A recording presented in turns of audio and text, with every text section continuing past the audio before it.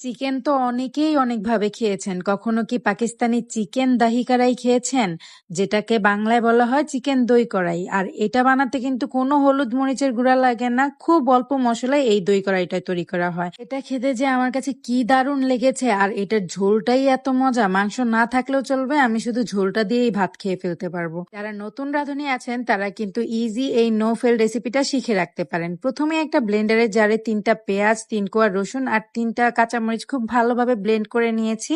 আর একটা তাওয়ার মধ্যে 1 চা চামচের মতো কাঁচা জিরা আর 2টা শুকনো মরিচ হালকা একটু টেলে নিয়ে পাটাপোতার সাহায্যে অল্প একটু আমি গুঁড়া করে নিয়েছি। এটাকে কিন্তু খুব মিহিভাবে গুঁড়া করা যাবে না। এরপর একটা প্যানে 1/4 কাপ তেল গরম করে আগে থেকে কেটে ধুয়ে রাখা চিকেন এখানে দিয়ে দিচ্ছি।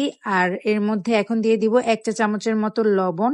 এক পাশ একটু ফ্রাই হয়ে আসলে এগুলোকে উল্টে দিয়ে আমি ঢাকনা দিয়ে ঢেকে 5 মিনিটের মতো রান্না করব। যখন চিকেনের গায়ের পানিটা শুকিয়ে আসবে তখন আগে থেকে ব্লেন্ড করে রাখা যে পেঁয়াজ রসুনের পেস্টটা ছিল ওইটা এখানে দিয়ে দিচ্ছি। এই পেঁয়াজটাকেও তেলের সাথে খুব ভালোভাবে ফ্রাই করে নেব। আর পেঁয়াজের ভেতরের পানিটা যখন চলে গিয়ে এরকম একটা কালার চলে আসবে আর তেল থেকে পেঁয়াজটা এরকম ছেড়ে ছেড়ে আসবে, তখন এর মধ্যে আমি দিয়ে দিব টক দই। এখানে আমি 4 টেবিল চামচের মতো টক দই দিয়ে সামান্য একটু লবণ দিয়েছি। এরপর সবকিছু একসাথে খুব ভালোভাবে মিশিয়ে নেব। এরপর চুলার হিট মিডিয়াম রেখে রান্না করতে থাকবো প্রায় 5 থেকে 7 মিনিটের মতো। এই পর্যায়ে কিন্তু খুব সুন্দর একটা স্মেল আসবে। এরপর আগে থেকে বানিয়ে রাখা যে মশলাটা ছিল ওই মশলা থেকে 1 চা চামচ মশলা এখানে আমি দিয়ে দিচ্ছি।